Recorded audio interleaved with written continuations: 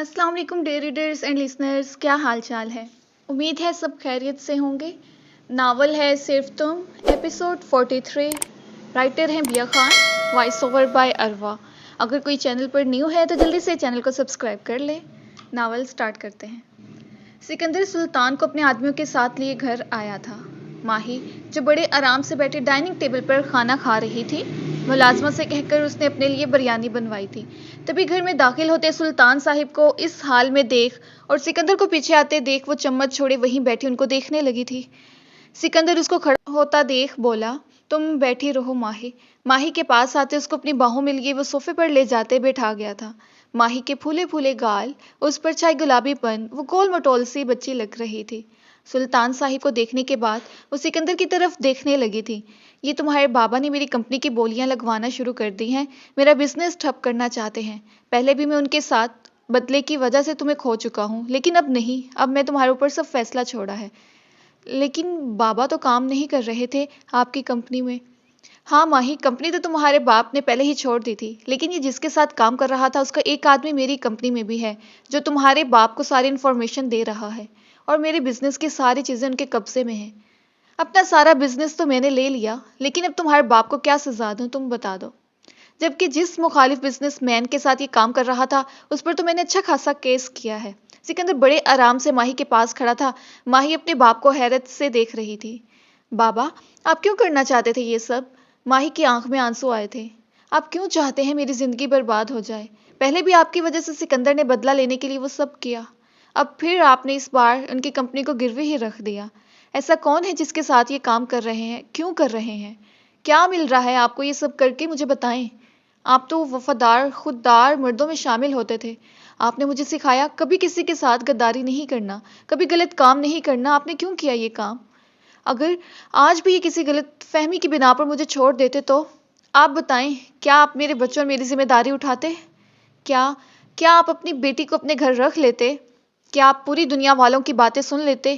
क्या आप ये भी सुन लेते कि बेटी तलाक का दबा लगवा कर अपने बच्चों के साथ बाप के घर में बैठी हुई है? माही बोलती ही चली गई थी। सिकंदर उसको अपने सीने से लगा गया था। आप अगर मुझे छोड़ देते तो? माही सिकंदर को देखने लगी, जो उससे अपने हसार में लिए बैठा हुआ था। मैं तुम्हें कभी नहीं छोड़ सकता, तुम में मेरी जान भी जान है। बस तुम्हारे बाप को लाना चाहता था तुम्हारी नजरों के सामने, बताना चाहता था कि इस बार मैंने किसी किस्म का कोई बदला नहीं लिया, फैसले का हक तुम पर छोड़ा है। आपको जो करना है करे, मैं कुछ नहीं कहूंगी, माही कहती अपने कमरे में चली गई थी। पहले ही सिकंदर ने नीचे कमरा करवा लिया था, क्योंकि माही को ऊपर नीचे होने की बहुत आदत थी। अब भले वो अंदर से बाहर होती रहे। सुल्तान साहिब सिकंदर को देखने लगे। मैंने पहले भी आपको पुलिस के हवाले नहीं किया था, मैं अब भी ऐसा नहीं करूंगा, लेकिन आपको ये सजा जरूर मिली है कि आपकी बेटी अब आपकी शक्ल भी नहीं देखना चाहती। ये सजा काफी है या फिर इससे बड़ी कोई सजा चाहिए?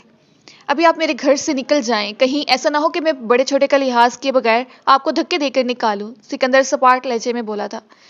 सुल्तान साहिब मुर्दा कदमों से घर से बाहर निकले थे। आज उनकी बेटी उनसे मुंह मोड़ गई थी। गलती गुनाह की सजा यही होती है। जिसको वो तबाह करने चले थे वो खुद उनकी बेटी का शौहर था। सनान हानिया को देख रहा था। हानिया, तुम्हारी तबीयत ज्यादा खराब है, चलो डॉक्टर के पास। नहीं जाना मुझे, वो घुटनों में मुंह दिए बैठी हुई थी। देखो हानिया, हालत तुम्हारी अब भी डॉक्टर के देखो हानिया, हालत तुम्हारी अब भी डॉक्टर के पास नहीं जाना। लो चादर और चलो डॉक्टर के पास। वॉशरूम से आ जाकर नहीं थक रही तुम क्या? लेकिन तुम्हें देखकर मुझे फिक्र होने लग गई है, खड़ी हो जाओ। अल्लाह सन्नान, आप बहुत तंग करते हैं मुझे। मैं नहीं करता तुम्हें तंग, तुम कर रही हो। कोई मसला ना हो जाए, खड़ी हो जाओ। उसको खड़ा किए वो उसके गिर चादर को फैलाए दुपट्टे को उसके सर पर ठीक कर गया था। हानिया उसको देख रही थी शेरनी की तरह। यूं नहीं देखो, सनान उसके सर पर लब रख गया था। तुम्हें लेकर जाना जरूरी है। हानिया मुंह बनाए उसको देखने लगी थी। सनान के साथ आती हानिया डॉक्टर के पास बैठी थी। लेडी डॉक्टर उसकी रिपोर्ट देखने के बाद मुस्कुराती हुई बोली थी, आपकी वाइफ उम्मीद से है, बहुत मुबारक हो आपको। सनान हानिया को देखने लगा। हानिया, मैं कह रहा था ना कि कोई बात है, लेकिन तुम मानी ही नहीं। अभी मैं लेकर नहीं आता तो तुम यूं ही वॉशरूम में घुसी रहती। सनान डॉक्टर को देखे बगैर हानिया पर गुस्सा कर रहा था, जबकि डॉक्टर उसे ही देख रही थी। मिस्टर सन्नान, आप अपनी वाइफ को यूं नहीं डांटे, उन्हें नहीं पता होगा। हम हानिया सन्नान को देखने लगी जैसे अभी रोने ही लगेगी। वो रुख मोड़े बैठ गई थी। डॉक्टर, आप जितनी मेडिसिन लिख दें मैं इनको दे दूंगा, सन्नान ने कहा था। तभी डॉक्टर ने उसके हिदायत के साथ एक मेडिसिन थमाई थी। सन्नान उसे लिए बाहर आया था। हानिया उसकी तरफ देख भी नहीं रही थी। क्या हो गया? आप मुझे आपसे बात नहीं करनी। پر کیوں نہیں کرنی؟ میں نے کیا کر دیا آپ کو یہ بھی نہیں پتا؟ بہت اچھے، آپ نے وہاں مجھے ڈاکٹر کے سامنے اتنی باتیں سنائی، آپ کو پتا ہے مجھے بہت برا لگا تھا۔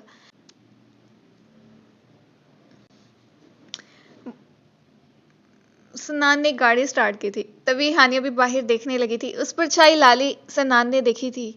ہانیہ خوش تھی، بہت خوش تھی، آج اس کی زندگی مکمل سی لگ رہی تھی اسے۔ سکندر ماہی کو کمرے میں جاتے دیکھ اس کے ساتھ ہی گیا تھا۔ ماہی اداس سی بیٹھی ہوئی تھی، سکندر اس کے پاس جاتے بیٹھا تھا۔ کیا ہو گیا میرے بیبی کو؟ آپ مجھے معاف کر دیں، میں اپنے بابا کی طرف سے آپ سے معافی مانگتی ہوں۔ ماہی رونے لگی تھی۔ ارے تم کیوں رو رہی ہو؟ آپ اگر مجھے چھوڑ دیتے تو میں کہاں جاتی؟ آپ کو پتا ہے میں آپ سے بہت پیار کرتی ہوں، آپ جانتے ہیں میری سانس رک جاتی اگر آپ مجھے چھوڑ دیتے تو۔ اگر ایسا ہو جاتا تو؟ سکندر اس کو سینے سے لگائے اس کی کمر کو سہلانے لگا تھا۔ اگر ہوا تو نہیں نا ماہی؟ ماہی ہوا تو کچھ نہیں، تم کیوں اتنی پریشان ہو رہی ہو؟ آئی لو یو مائی لائف۔ تمہیں خود سے دور کرنا مطلب اپنی سانسوں کو خود اپنے ہاتھوں سے روکنا ہے۔ سکندر اس کو آرام سے بیڈ پر لٹا گیا تھا۔ آپ کہیں نہیں جائیں پلیز۔